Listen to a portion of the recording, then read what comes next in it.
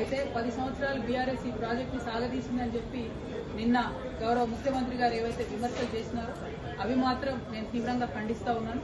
ఎందుకంటే ఒక ఉద్యమ నాయకుడిని పట్టుకొని టెర్రరిస్ట్ కసబ్తో కంపేర్ చేస్తూ ఒకసారి ఉరేయాలి, రాళ్లతో కొట్టాలి అనేటటువంటి మాటలు ఏవైతే మాట్లాడిందో అది ముఖ్యమంత్రి పదవిలో ఉన్నటువంటి వ్యక్తులు మాట్లాడే మాటల్లాగా లేవు. దీన్ని మేము చాలా తీవ్రంగా ఖండిస్తా ఉన్నాం. మరి ప్రత్యేకించి నేను కేసీఆర్ గారి బిడ్డగా రేవంత్ రెడ్డి గారు అట్లాంటి మాటలు మాట్లాడుతూ ఉంటే నా రక్తం మరిగిపోతా ఉంది.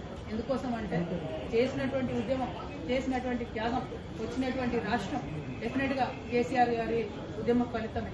మరి వాళ్ళ అదే రాష్ట్రానికి ముఖ్యమంత్రి అయినటువంటి వ్యక్తి కేసీఆర్ గారి చిత్తశుద్ధిని శంకిస్తా ఉంటే నేను రిక్వెస్ట్ చేస్తా ఉన్నాను, కేసీఆర్ గారే డైరెక్ట్ గా హౌస్ కు వచ్చి మరి ఇటువంటి ఆరోపణలు చేసేటటువంటి వాళ్ళ నోర్లన్నీ మూతపడేలాగా చేయాలి.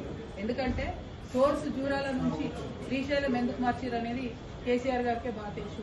అట్లా కాకుండా ఈ బబుల్ షూటర్స్ గా చెప్పుకునేటటువంటి వాళ్లకు డిప్యూటీ ఫ్లోర్ లీడర్ పదవులు ఇచ్చి మరి వారితో జవాబు చెప్పిద్దామంటే ప్రజలకైతే విషయం అర్థం కాదు, మ్యాటర్ పోదు.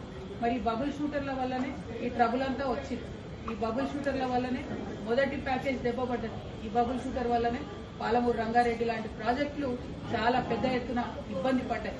మళ్ళా వాళ్ళకే పెత్తనం ఇచ్చి వాళ్ళకే డిప్యూటీ లీడర్లు ఇచ్చి మరి అసెంబ్లీకి కేసీఆర్ గారు రాకపోతే మాత్రం బీఆర్ఎస్ పార్టీని ఆ భగవంతుడు కూడా కాపాడలేడు. In the interest of the people of Telangana KCR గారు వస్తే బాగుంది. ఎందుకు మాటలు పడాలి? తెలంగాణ ఉద్యమంతో సంబంధం లేనటువంటి వ్యక్తులు, ఏదో అనుకోకుండా అందలం ఎక్కినటువంటి వ్యక్తులతోని